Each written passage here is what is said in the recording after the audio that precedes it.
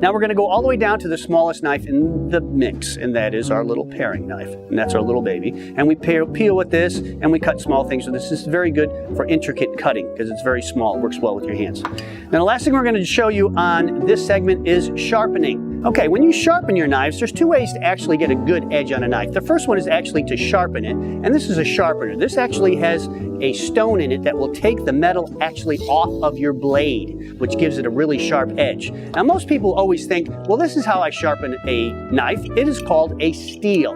Now a steel is just to put an edge on a knife. It's already sharp. You just want to get it at maximized sharpness that you can. So you cut it back and you cut it slowly. A lot of guys do it fast like this. It's all for show. You just want to put an edge on it, and you only need to do it a couple of times. Now when you check a knife to see if it's sharp, never go this way with it. Just run your finger across it and it'll catch your skin. If it catches your skin, it's ready to cut.